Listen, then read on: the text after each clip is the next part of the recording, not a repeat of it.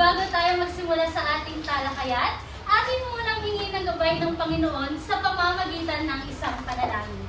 Prayer leader para sa araw na ito, pangunahan mo ang klase. Maaaring tumayo ang lahat.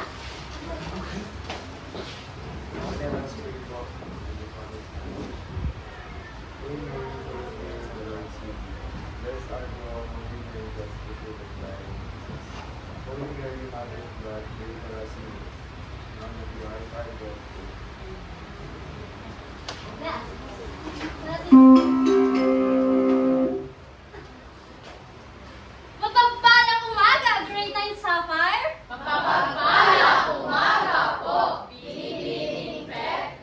Bago kayo maupo, bigyang pansin ang inyong paligid, pakipulot ang mga kalat at pakihanay ng maayos ang inyong mga upuan.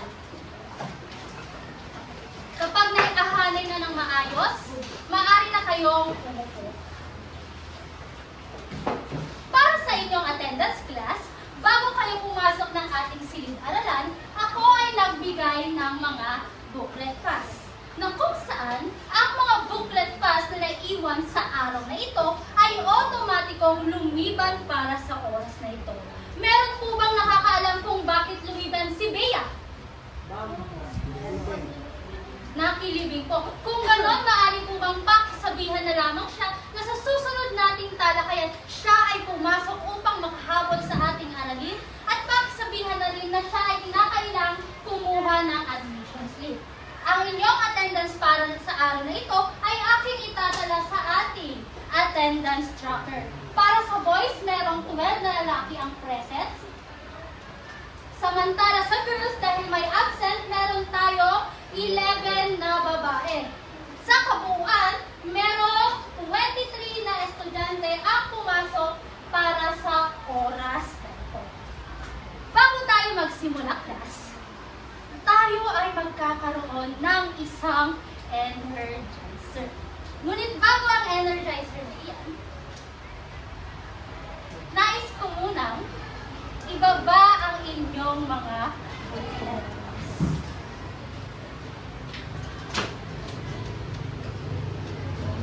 Baba ko na para hindi siya very gastos.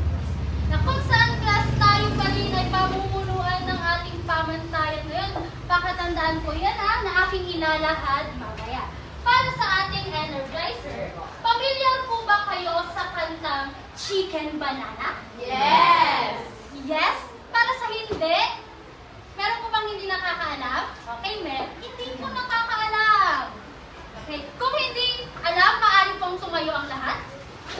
Tumayo ang lahat.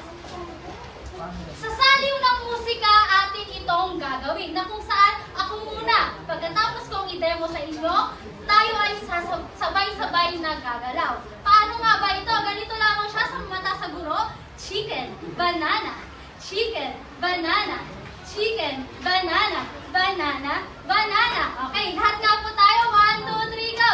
Chicken, banana, Chicken, banana, chicken, banana, banana, banana. Okay, sa saliw ng musikang chicken, banana, gawin natin ito ng sabay-sabay. Chicken banana, chicken banana, chicken banana, banana, Banana. Everyone.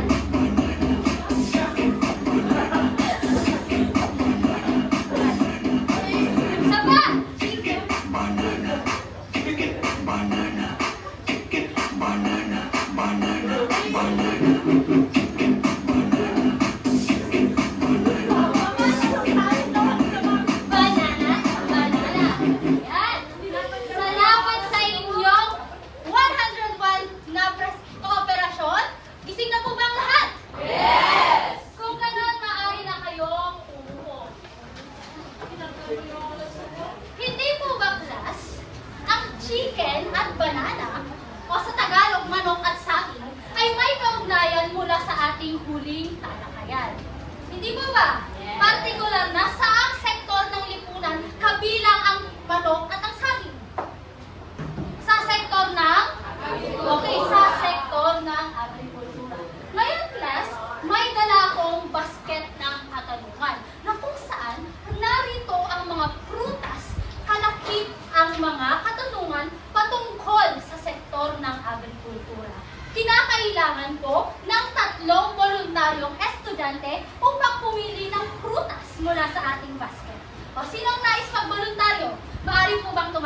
1, 2, 3, up! O, sino pa isa? Okay, ikaw na lang, J-Lo. Okay. Simulan mo, Franz, maaari kang pumili ng prutas. Hello. Yes. Tapos, pakibasa ang tanong. Kumarap po tayo sa ating audience. Paano naiimpluwensyahan ng makabagong teknolohiya sa pagsasaka ang produksyon at kita ng mga magsasaka sa inyong komunidad? Paano nakakatulong ang teknolohiya? Makakatulong ang teknolohiya sa pamamagitan ng pag-improve ng mga kagamitan sa ating ginagamit upang mas madami ang ma-produce ng mga magsasaka ng mga bigas at kung ano ay ng mga palay at kung ano pang produkto na maaari nilang magawa. Hey, mahusay na kasagutan. Ang teknolohiya ay makakatulong sa pagpaparami ng produksyon. Palakpakan, bigyan ng isang bagsak.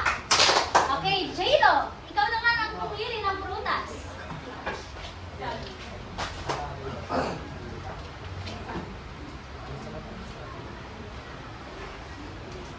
Bilang kabataan, ano ang magagawa mo upang makatulong sa pagpapabuti ng sektor ng agrikultura sa hinaharap? Ano? Bilang kabataan, ano kaya yung simpleng paraan, paano ka makatulong sa sektor ng agrikultura? Sa pamamagitan ng paggawa ng garden, Okay, paggawa ro ng garden, paano? Kaya? pagtanim ng mga palay at mais. Sa inyong kalagayan, sir, makakapagtanim ka ba ng palay at mais? Prutas at gulay. Sa iyong bakuran. Okay, mahusay J-Lo. Aasahan mo na magtatanim ka ng prutas at gulay sa inyong bakuran. Ngayon, Samantha, piliin mo na ang huli. Mais. Okay, ang mais. Or hindi ka kasi.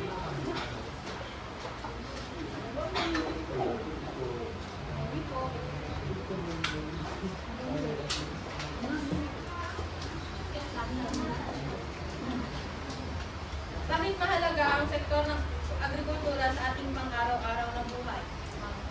Ang sektor ng agrikultura ay isa sa pinakamahalagang sektor ng ating lipunan dahil ito ang nagpro-provide ng ating needs sa pagkain at ito rin ay nag-e-export sa ibang bansa upang tayo ay makakuha ng produkto na wala sa atin.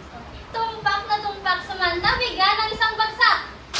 So, tama ang kanyang kasagutan. Nakatutulong ang sektor ng agrikultura sa atin sa pamamagitan ng pagbibigay ng pagkain at ng makita. Ngayon, class, kayong tatlo ay pagpatuloy ang pagiging masigasig sa pag-aaral sapagkat ito ay makatutulong sa ating hinaharap. Lahat dapat kayo mag-aral ng mabuti. Ngayon, bilang pagpapatuloy, tayo pa rin ay gagabayan ng ating pamantayan sa klase. Ang pamantayan na nangangahulugang o, pakibasa nga ang ating pamantayan. Masipag at panatililing maayos ang mga kagamitan. Makinig, magtanong at sundin ang mga alituntunin sa klase. Igalang ang guro at na mag-aral. Manatiling tapat at maalagaan ang pagkatuto.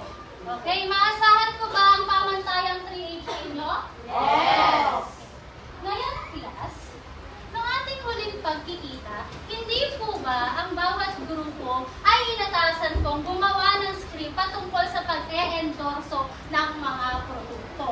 Partikular na, para sa Group 1, kayo ay inatasan kong mag-presenta o i-endorse ang produktong dragon fruit mula sa Vietnam. Para naman sa pangkat 2, kayo ay may produktong mangga na mula mismo sa ating bansa. Na kung saan ang inyong mga endorsement script or endorsement mamaya ay kailangan natin sa ating gawain. Na pinamagatan kong pakibasa nga. Market simulation activity. Paano to? Sabay-sabay. 1, 2, 3, go! Ang klase ay mahati sa dalawang grupo.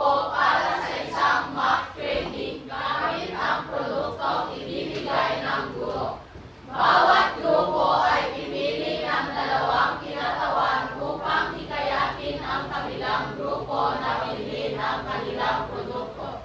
Gamit ang ticket stamp, ang may hikayat na membro ay magbibigay nito sa kanilang leader. Ang grupong may pinakamaraming stamps ay makakakuha ng 10 puntos at 7 puntos naman para sa mas mababa. Okay, malinaw po ba ang panutot? Yes! Okay. Isang paalala lamang, kalapit ng inyong mga booklet pass ay ang mga ticket stamps na kung saan habang nagper-perform po ang unang grupo, kapag ang miyembro ay nahikayat, ilagay lamang po ito sa ibabaw ng inyong mga upuan. Ganon din para sa group 2. Kapag nahikayat kayo ng group 1, ilagay lamang ang ticket stamp sa ibabaw ng upuan. At pagkatapos ng presentasyon ng bawat grupo, ito ay kokolektahin ng inyong mga leader. Na kung saan ito ay bibilangin nila upang malaman natin kung sino ang makakakuha ng 10 at 7 puntos. Maliwanag po? Yes, ma'am! Group 1, handa na po ba ang ating mga endorsers? Yes, ma'am! Okay, maaari na po bang humarap dito o magpaharap? Kung dito sa harapan. Si Aliyah at si Jerry Han.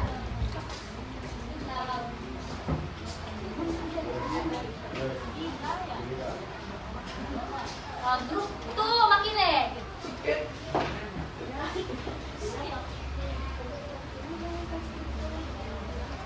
Sinchaw, dragon fruit, ang prutas na hindi kaiiwanang gutom. Dahil ang dragon fruit ay hindi lang masarap, ito rin ay puno ng sustansya at nutrisyon tulad ng vitamin C at vitamin B. At meron din antioxidant at fiber.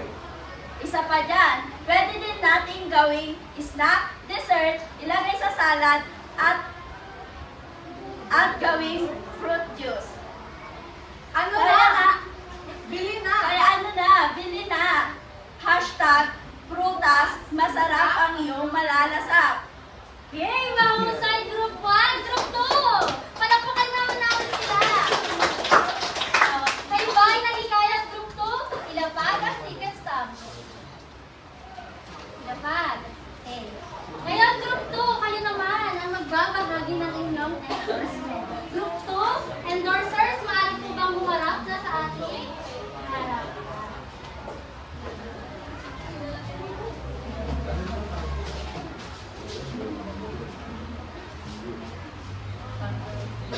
Isang mapagpalang umaga sa inyong lahat. Mangga, mangga, mangga. Bili na kayo ng mangga. Matamis at masustansya, Di gaya ng relasyon niyong dalawa.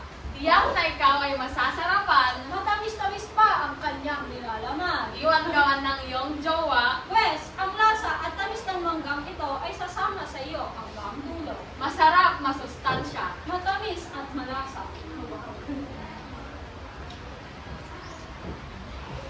Tiyak na ikaw ay kikiligin sa lasa. Di gaya ng pinaranas sa iyo na sa una lang saya. Bumili na ng mangga at tsak na hahaba ang iyong buhay. Hey! Mahusay Group 2! Salamat! Merry Days and Friends! Oh, may pinaghuhutan ng dalawang ito. Group 1! Nahikayat po ba kayo? Asan yung mga tigas? Kaya ilabas ang ticket stamps. Group leader, kolektahin ang ticket stamps. Saan yung mga tiket nyo? Magtumayo ka po, ma'am. And then collect. Go. Pakibilisan.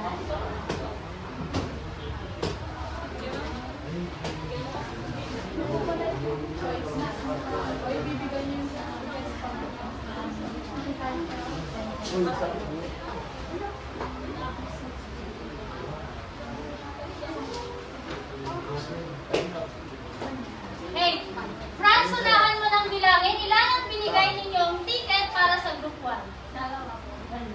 Dalawa lang? Hindi kayo nahikayat?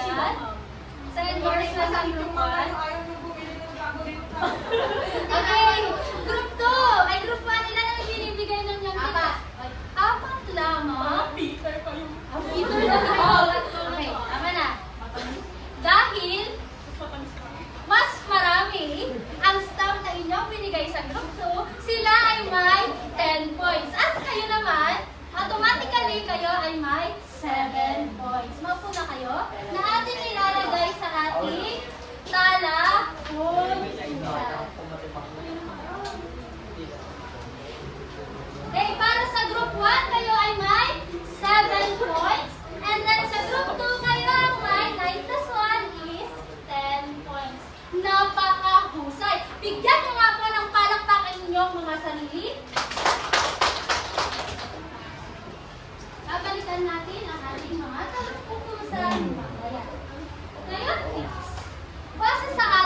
ginawang aktibidad, ito ay may kinalaman sa usapin ng pagpapalitan ng produkto.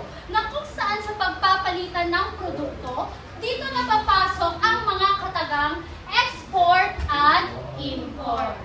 Kapag sinabi natin export, ano ang unang papasok sa inyong mga isipan? Paglabas. Paglabas ng sektor.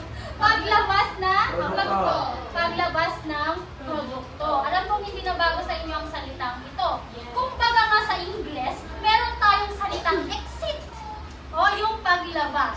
Kung ating iugnay salitang export gamit ang EX, ito ay ang paglabas ng mga produkto. Kapag sinabi naman natin import, pagpasok ng mga produkto. Na kung saan kung ating iugnay naman sa isang basketball game, hindi po ba meron tayong mga import players? Na kung saan sila yung mula sa ibang lugar and then maglalaro sa inyong mga koponan. Na kung saan class, kapag merong export at meron ding import, ano ang mangyari? Nagkakaroon tayo ng alaala. Ngayon class, ating pag-aaralan ang patungkol sa kalakalan. Partikular na ang kalakalang panlabas, ang dalawang prinsipyong bumubuo dito at ano ang kahalagahan nito. Ngunit bago tayo magpatuloy, maaari ba muna nating basahin ang ating mga layunin kinakailangang mata mo? Pakibasa nga. Natutukoy ang kahulugan ng kalakalang panlabas. Naiugnay ang konsepto ng absolute advantage at comparative advantage sa kalakalang panlabas at nagbibigyan halaga ang kalakalang panlabas. Ang mga layuning ito ay kinakailangan nating matamo sa pagtatapos ng ating aralin. Maliwanag po? Yes! Ngayon, class, handa na ba kayong matuto ng bagong paksa? Yes, ma'am! So, buckle your seatbelts and let's go. Ang kalakalang panlabas. Sinabi nyo kanina, kapag pinag-uusapan natin ang kalakalan, narito ang import at export, na kung saan nagpapalitan tayo ng mga produkto. Pakatandaan, hindi lamang palitan ng produkto, papasok din dito ang palitan ng serbisyo. Na kung saan, class, kapag may palitan ng produkto at serbisyo, ano kaya ang kahalagaan nito?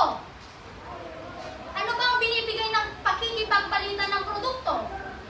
Ang mga maaari itong magbigay ang mga pangangailangan natin na wala sa ating sariling bansa. O, katulad ng ano? Katulad ng mga Katulad na lang ng mga produkto sa magbigay ka nga ng isang konkretong halimbawa. O, halimbawa, ano ba yung mga galing sa ibang bansa na dinadala sa ating lugar? Okay, sabon. Tama po ba? Sabon? Meron tayong mga local brands dog foods.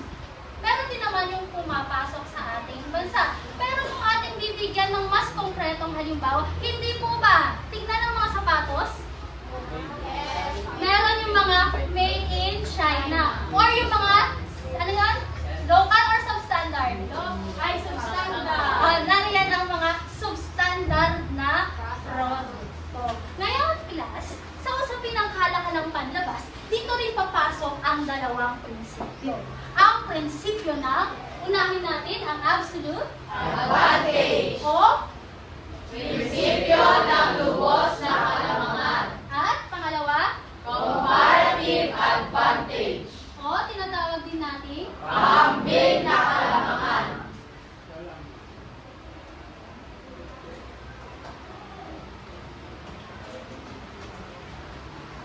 ngayon, class, upang mas lubos natin maintindihan kung ano ang comparative at absolute advantage, isaalang-alang natin ang dalawang bayan sa probinsya ng Nueva Vizcaya.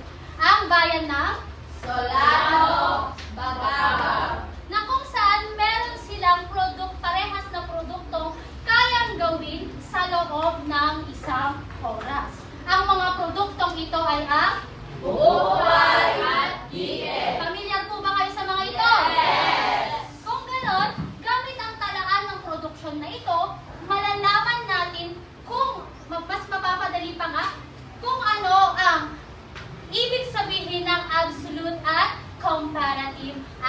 advantage. Himay-himayin natin. Unahin na natin sa next up. Absolute advantage. Ano nga ba ang absolute advantage? In a count of one, read. Ang absolute advantage ay tumutukoy sa kakayahan ng isang bayan o bansa na makagawa ng isang produkto ng mas marami o mas mabilis kumpara sa iba. Okay, take note. It is highlighted in there that sabi dito, makagawa ng isang produkto o isang parehong produkto ng mas marami o mas mabilis. O tingnan natin ang talaan ng produksyon. Ilan ang nagagawang buko pie ng Solano sa isang oras? 10 boxes. Sa Bagabag, ilan ang kanilang 50 boxes. Sabi dito, makagawa ng isang produkto ng mas marami o mas mabilis kumpara sa iba. Sino sa dalawa, sa Solano at Bagabag, ang may absolute advantage sa paggawa ng buko pie? Bagabag. Okay, tama. Sapagkat sila yung mas Marami. nagawang buko pie. O sa dikat naman, sino sa kanila? Wait na. Sino sa bayang ito ang may kakayahang gumawa ng mas maraming produkto sa loob ng isang oras? Solano. Okay, ilang boxes ng dikat? 50. Kung ganon, madali ninyong nakita kung sino ang may absolute advantage para sa dalawa. Malinaw po ba ang absolute advantage? Yes. Kapag absolute advantage, anong sinasaad? Mas marami o mas Sabay-sabay! Mas marami o mas mabilis kumpara sa iba. Okay. Pakagandaan ang konseptong iyan. Ngayong class, ilabas ang calculator. Dumako na tayo sa comparative advantage. Pakibasa nga kung ano ang sinasaad ng comparative advantage. Ang comparative advantage ay tumutukoy sa kakayahan ng isang bayan o bansa na gumawa ng produkto sa mas mababang opportunity cost kumpara sa iba. Ang opportunity Kuminto. Sinabi dito ay sinasaad na kapag pinag-uusapan natin ang comparative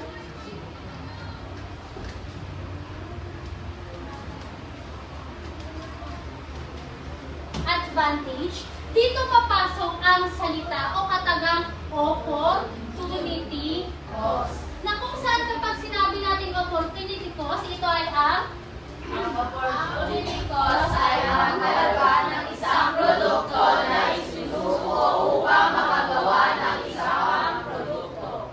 okay. Pakatandaan lamang na ang ideya ng opportunity cost ay sinasaad dito kung ano ang kaya mong isakripisyong produkto upang makagawa ng iba pang produkto. Malinaw po? Yes. So, pakatandaan sa comparative advantage, nandyan ang konsepto ng opportunity cost. Ngunit class, sa pagkuha ng opportunity cost, meron tayong ginagamit na formula na kung saan narito ang formula para sa pagkuha ng opportunity cost ay pakibasa. Opportunity cost is equal to isinakripisyong produkto over ginawang produkto. Isinakripisyo produkto over Ginawang produkto. gamitin na lang natin ang letter G. Ginawang produkto. Ngayon class, ilabas ang calculator. Computin natin ang opportunity cost ng bawat bayan sa bawat produkto. Unahin na natin ang bayan ng Solano. Particular na ang opportunity cost para sa buko pie. Sa Solano class, ilan ang ginawa nilang produkto o ilang box ng buko pie ang pinagkain. Upang makagawa ng 10 buko pie, ilan ang kanilang isinakripisyong dike? 50. So, upang makuha natin ang opportunity cost, gagamit tayo ng fundamental operation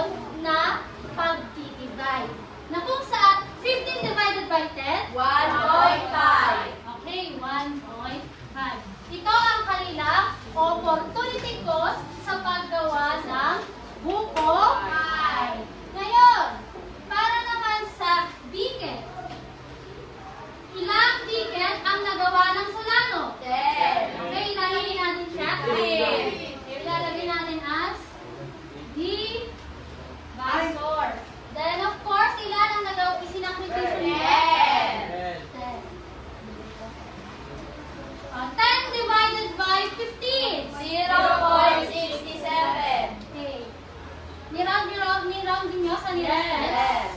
0.67. Ngayon, computin naman natin ang opportunity cost para sa bayan ng Bagabag. Gamit ang parehong formula at steps, computin ninyo nga para sa buko pie. Ilan ba yung ginawa nilang buko pie? 50. Okay, substitute na lang. And then, ayos. 0.67. Para naman sa diket. Ilan ang nagawang produkto? 10. Ilan ang kanilang sinapikilo? 1.5. Okay, 1.5. So, mula sa datos na ating nakuha, malinaw na makikita natin kung sino ang merong mababang opportunity cost sa bawat produkto. Malinaw ba? Yes. Pansinin ang nakuhang opportunity cost para sa produkto buko pie. Sinong bayan ang may mas mababang opportunity cost? Ticket. Ay, Bagabag. Solano o Bagabag? Bagabag. Ilan ang opportunity cost nila sa buko pie? 0.67. Kung sila ang may mas mababang opportunity cost sa paggawa ng buko pie, sila ang masasabi natin may mas mababang Opportunity ko. Okay, oo nga po, may mababang opportunity cost. Ano yung advantage nila? Comparative. Sila ang may comparative advantage. Sa kabilang banda, sino naman sa bayang ito, Solano at Bagabag, ang may mas mababang opportunity cost sa diket? Solano. Okay, ang Solano. Ang Solano.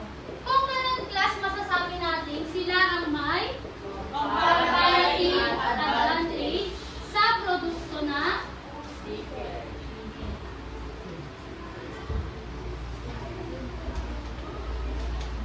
comparative advantage.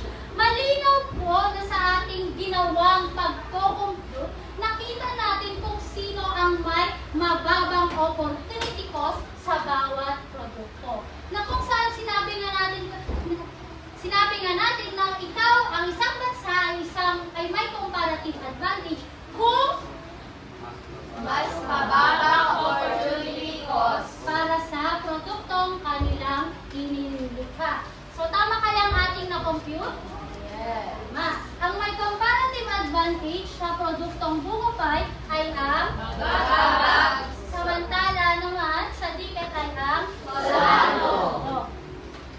Naunawaan ba ang dalawang konsepto? O dalawang prinsipyo, rather? Yes. Ano nga uli ang dalawang prinsipyo? Comparative Absolute advantage. Ano ang sinasaad ng absolute advantage? Mas marami ang Okay, sabay-sabay? Mas marami at mas mabilis kumpara sa iba. Okay. Sa comparative advantage naman, ano yung mahalagang konsepto na nakapaloob dito? Mas mababang opportunity cost. Okay, pakatandaan lamang ang dalawang prinsipyong yan. Ngayon, please, marami siguro ang nagtataka sa inyo, bakit natin pinag-aaralan ng comparative at absolute advantage? Hindi po ba? Yes. Class, ang absolute at comparative advantage ay may kaugnayan sa kalakalang panlabas. Na kung saan, pakibasa nga, Ang konsepto ng comparative advantage ay mahalaga sa kalakalang panlabas dahil pinakita nito kung paano maaari makinabang ang bawat bansa sa pamamagitan ng espesyalisasyon at pagpapalitan ng produkto.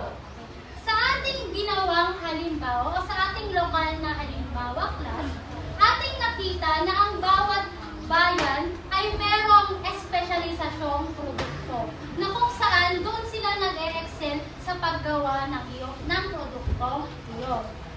Kung ating titignan, ang bawat produkto ay ang bawat bayan ay may kanya-kanyang produkto na kung saan sa pamamagitan pamamagitan ng tinatawag nating kalakalan, ang bawat bayang ito ay makikinabang po. Sa atin namang pandaigdigang merkado or international trade, hindi po ba na ang bawat bansa ay may kanya-kanyang espesyalisasyong produkto? Okay. Halimbawa, sa Japan, ano ba ang kanilang ina-specialize? Okay, technologies. And aside from that, gumagawa rin sila ng mga sasakyan. And then sa Philippines, since we are an agricultural country, tayo ay eksperto sa pagluluwas ng mga produktong agrikultural tulad ng kanina, ng saging, niyog, at ng mais. Kung ganon, ang Pilipinas naman po ay kayang gumawa ng mga produktong sasakyan at technology katulad ng Japan. Di ba? Yes. Ngunit, dahil kaulang ang suporta mula sa ating gobyerno or meron tayong mas maliit na kaalaman kumpara sa mga Hapones, kaya mas pinagtututukan na lamang natin kung saan tayo nag-specialize ng mga produkto. Partikular na ang agricultural product. Ganon din sa bansang Japan. Kaya nilang magtanim, ngunit ano nga ba yung mas mababang produktong, anong produkto ang may mas mababang opportunity cost para sa kanila? Ang mga teknolohiya at mga sa Japan. Ano ba yung mga teknolohiya at Japan?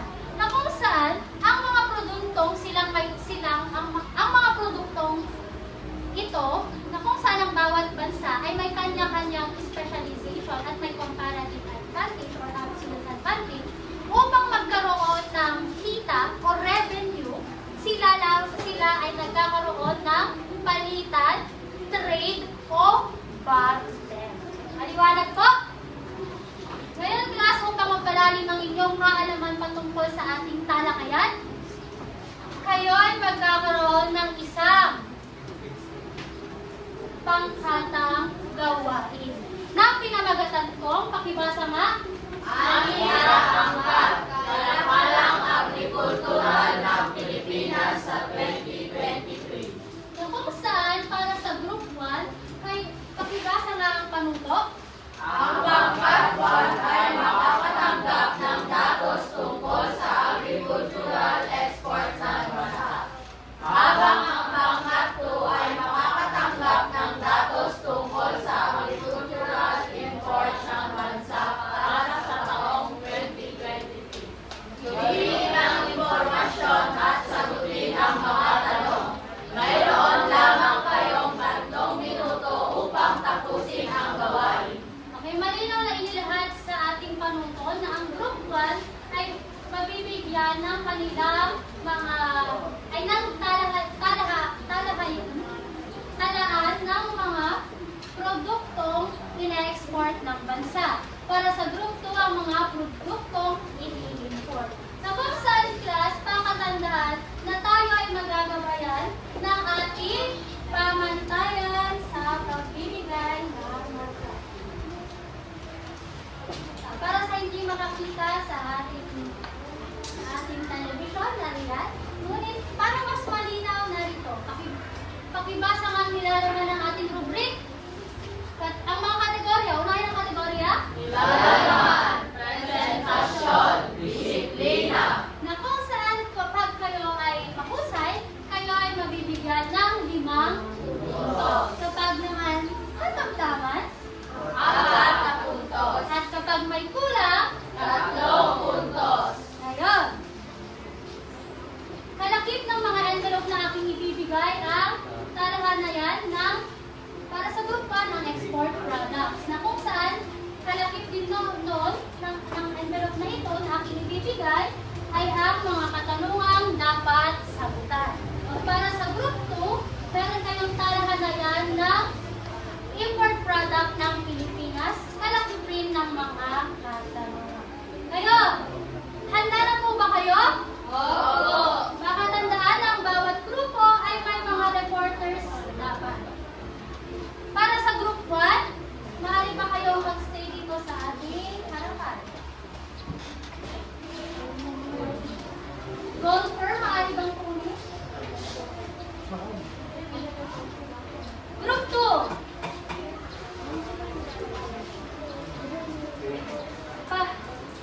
Maaari na kayong lumikha ng bilog. Dito po kayo sa harapan. Lahat na.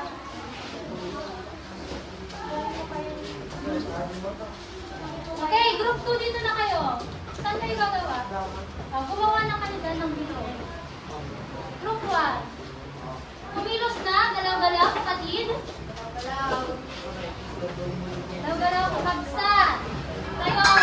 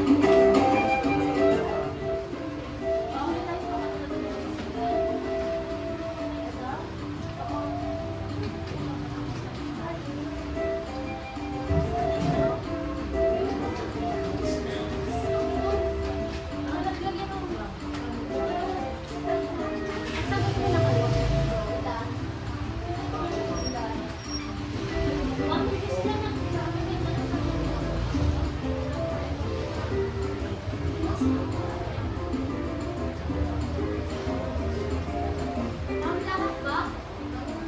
Hindi, kahit tatlo lamang kayo. Kayo, sir, bakit kayo nandyan? Para mabilis, sagutan mo na yung pangalawang tanong. O, ikaw naman pangatlo. Sabi ko, wait.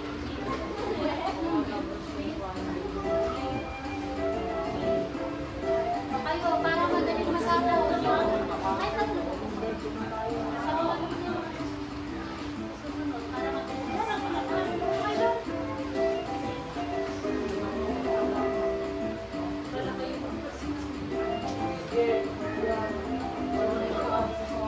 Kahit keywords lang, and then expound for the recording.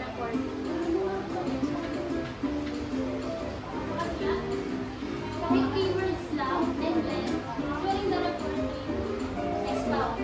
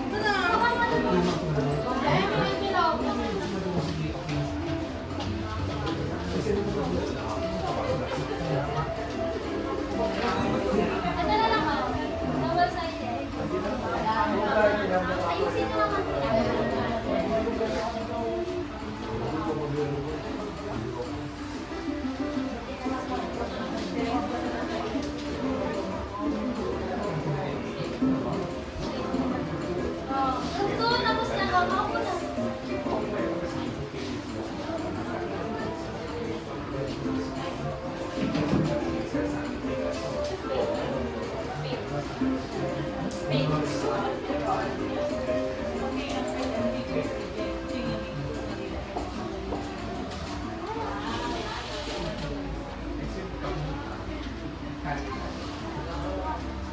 group 2 tapos na?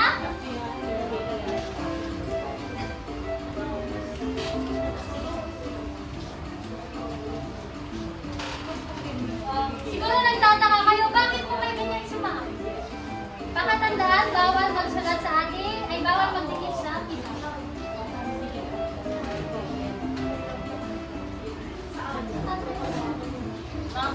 Okay, tapos na kayo, maaari nang isabit at pakiayos ang inyong mga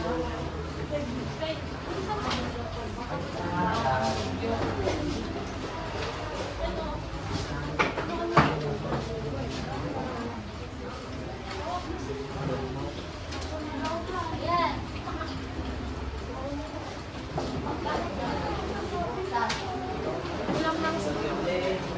Para sa ibang grupo, umayos na at umanda sa pakikinig na o presentasyon ng bawat.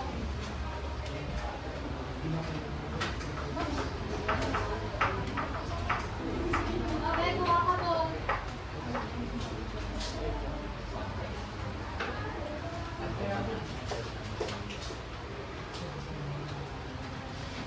Ayan. Still ba, ma'am? Okay na. Okay.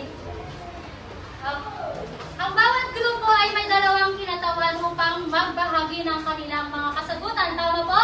Yes, ma'am. Group 1, handa na po ba? Yes, ma'am. Group 2, Yes, ma'am. kung handa na isigaw, aba, syempre. 1, 2, 3, up.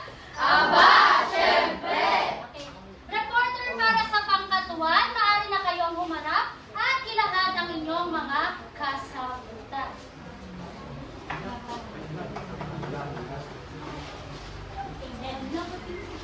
Nakatandaan kayo ay aking gagabayan ng ating rubric sa pagbibigay ng mata.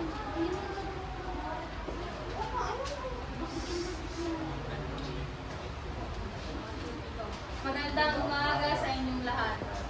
Ang aming natanggap ay ang top agricultural exports products of the Philippines. Ang unang katanungan ay, ano ang ilan sa pangunahing produktong agrikultural na ini-export ng Pilipinas? Ang aming kasagutan ay ilan lamang, kabilang na dito ang edible fruits and nuts, animals o ang tinatawag natin na livestock, vegetables at tobacco. Okay? Paano nakakatulong ang pag-export ng mga produktong agrikultural sa mga magsasaka sa industriya? Una, mapapalawak ang merkado. Mapapalawak ang merkado pag mapapalawak ang pamilihan. Kapag nangyari yun, mas mataas ang resource at hindi tayo makakulusa. Mapapalakas ang ekonomiya. Mapapalakas ang ekonomiya dahil tataas ang kita at produksyon. Mapabuti ang buhay ng mga magsasaka. Sa pangatlong katanungan naman, ano ang maaaring epekto ng pagbabago ng klima sa export ng produktong agrikultural ng Pilipinas? Dahil sa tuluyang pagbabago ng klima, maaaring lumiit ang inululuwas nating produkto at ani. Maaari ding bumaba ang kita ng magsasaka at mababawasan ang kanilang mga naaning produkto.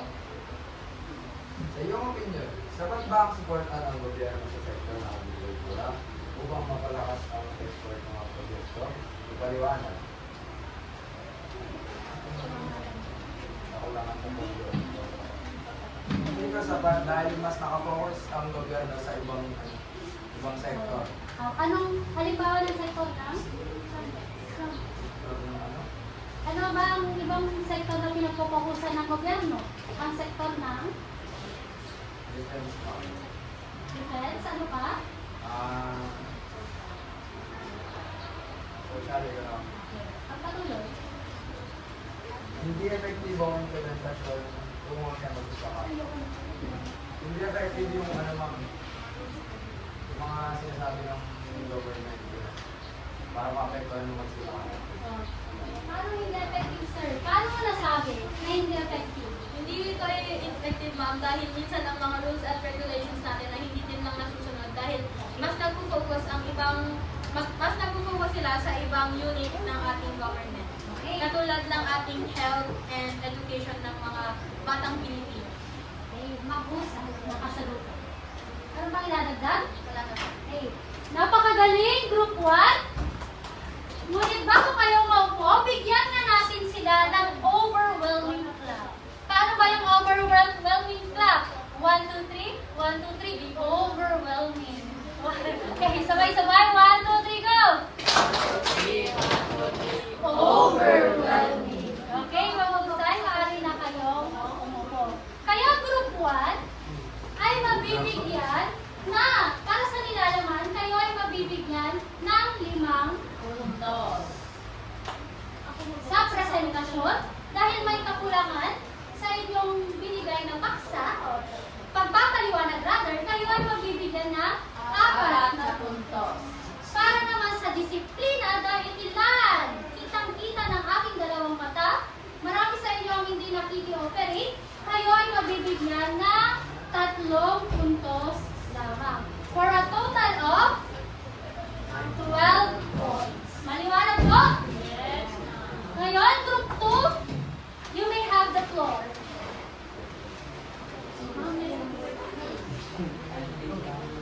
The porters, maaari namin ibulat ang inyong mga sagot.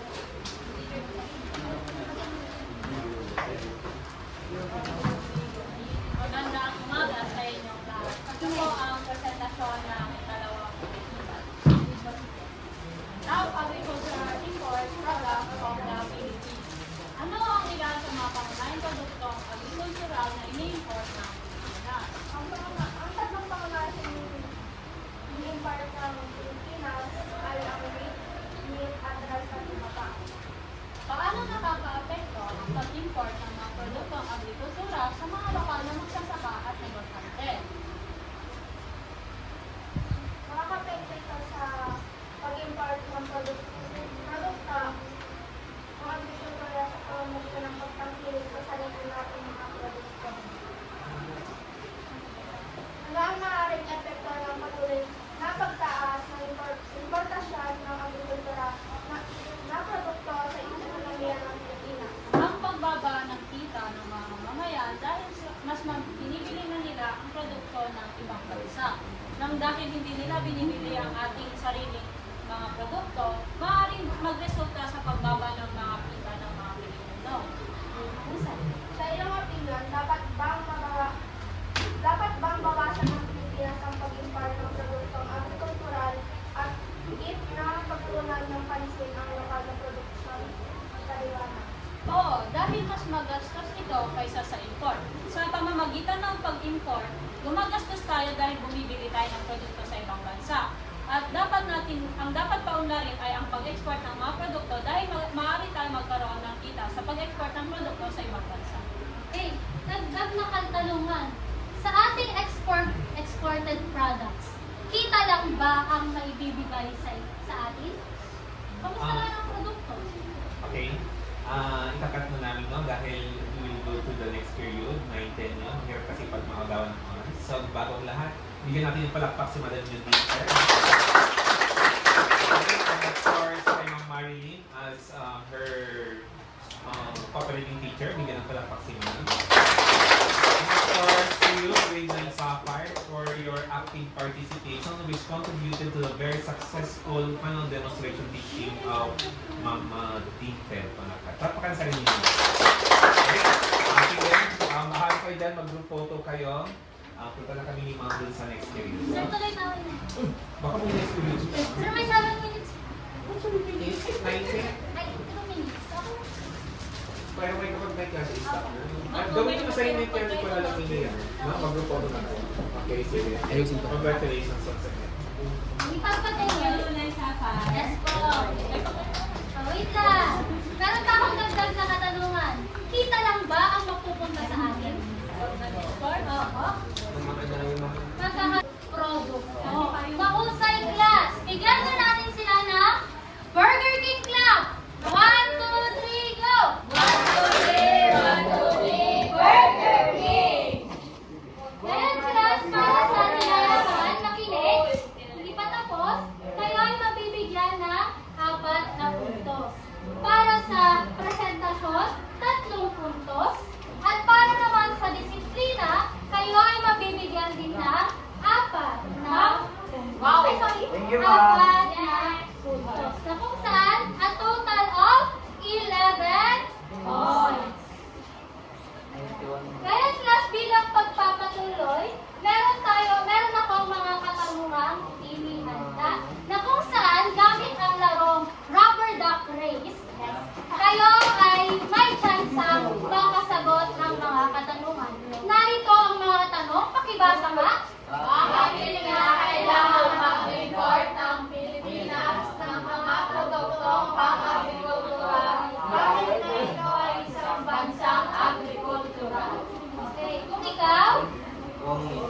ikaw ang isang policy maker, ano ang iyong maimumungkahi hakbang upang mapababa ang enforce ng bansa? Ngayon, class, gamit ang rubber duck race, tignan natin kung sino ang sasagot. At the count of 3, dalawang bata para sumagot sa tanong na una at pangalawa. 1, 2, 3, yan!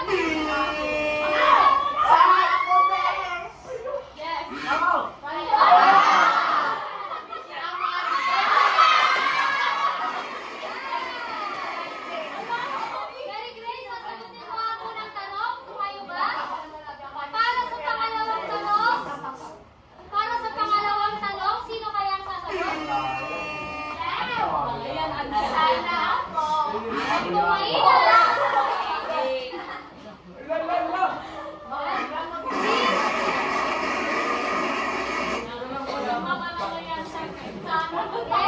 Okay, balikan ang mga katanungan.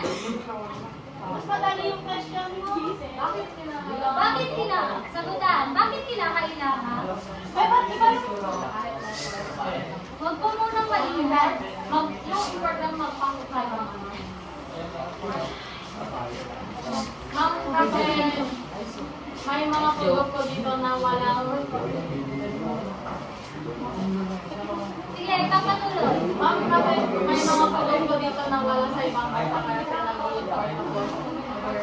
Tama, merong mga produktong wala sa ating bansa at dahil na rin sa resulta ng overpopulation. Nakukula po kayo? Pangalawang katanungan, po, Franz. Derlan, sagutan. Ikaw ang isang policy maker, ano ang iyong maimumungkahi hakbang upang mapababa ang agricultural imports ng bansa? Ma'am, susuportahan yung mga maliliit na magsasaka para hindi na po sila mag-import sa ibang bansa. Tumpak, Derlan, kailangan nating suportahan ang mga small and medium enterprises, lalong-lalo na ang ating mga magsasaka.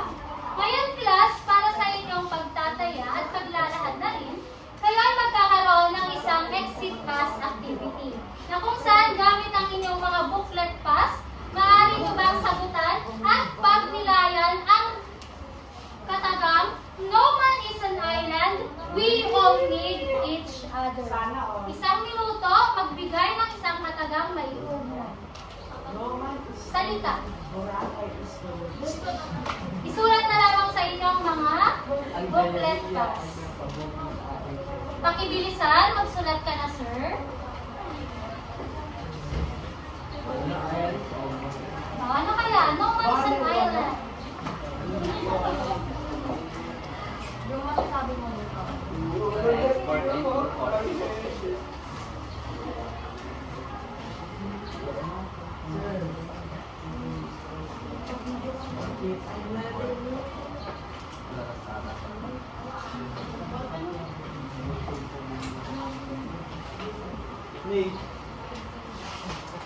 Ilang oras? Sir, done na po. Kaka-exit. Ay, magpasa? Apo. Meron na po bang natapos? Okay, sige naman sila. Isang minuto para sumagot. Ay na,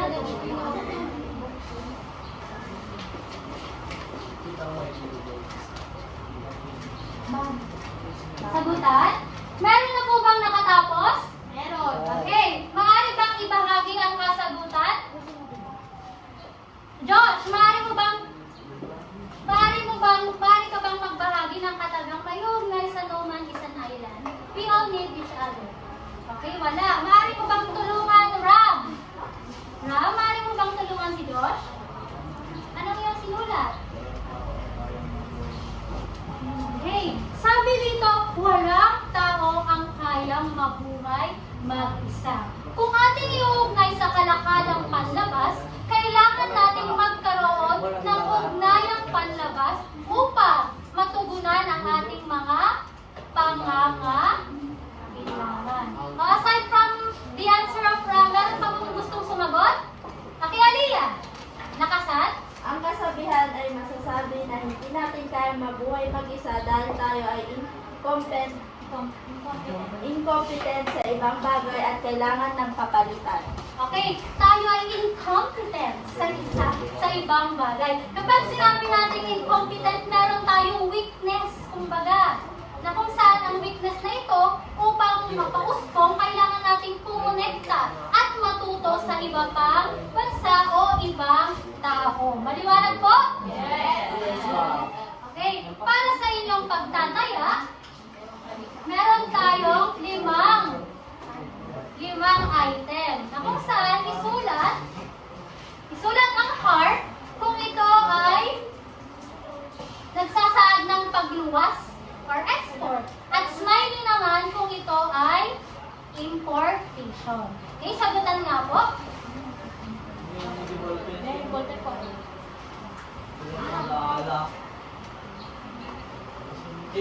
po. Paano pag heart? Import. Pagluwas, sir. Ang heart. Pagluwas is heart. Export yun, ma'am. Opo. Pagluwas, heart, export. Ma'am, kinuha mo pa yung time na May Pilipino pa. Huwag kuman, mga Pasagutan na. kuman. Pagluwas, heart. Opo. Pag pagluwas, heart. Pag import, smiley. Huh? Pagluwas, heart. Import, smiley. Basa.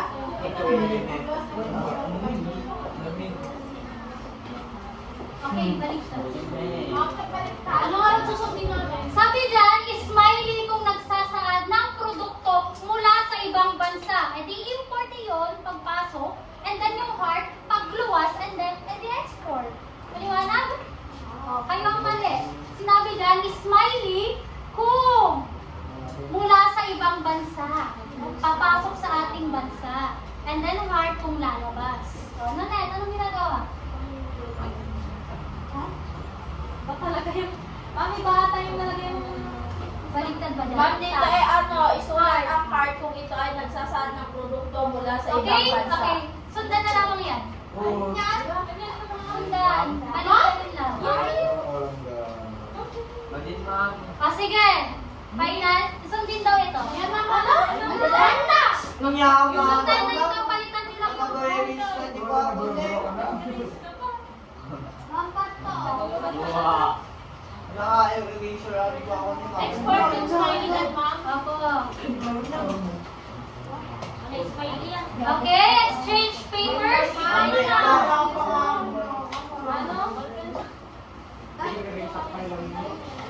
Badin.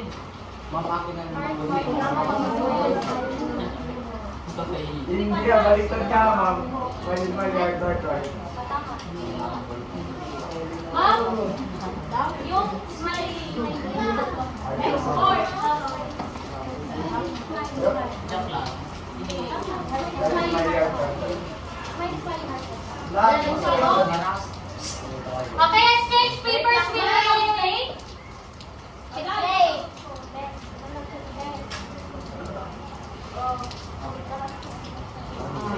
Okay, no cheating, no comparing of answers. Okay, finish or not finish? Let's dive in. Number 1. Anong sagot? Yes, okay, smiley. Sapagkat sabi dito, gawa sa Japan na ipapadala sa ating bansa. Number 2, anong sagot? Smiley. Number 3, anong sagot? Tama, heart. Sapagkat produkto mula ibang bansa na ipapadala galing Palawan. Number 4, anong sagot? Okay, tama, heart. And then number 5, heart. Tama. Pakibilang ang tamang kasagutan. Sino ang nakakuha ng 5? Palakpakan? Sino ang nakakuha ng 4? 4. Si Josh? Okay, ikaw din. Bigyan ng 2 bagsak. Para sa 3 pababa, pagbutihin pa ang pagtama. Ngayon, class, kalakip ng inyong mga booklet pass ay ang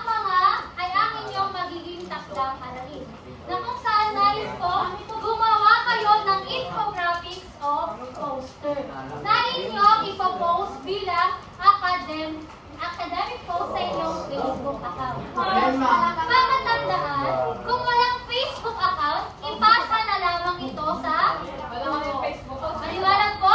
Wala rin po. Okay lang.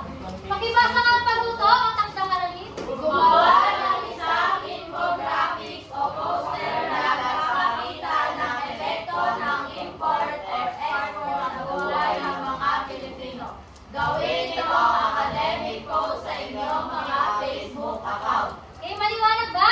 Yes! Ngayon? Hindi. Iuwi na na muna. Kung wala ka. Ngayon, class, maaari po ba tayong tumayo? Yes! Pakihanay ang inyong mga upuan at pakipulot ang mga kalat. Okay, tumayo po ang lahat sa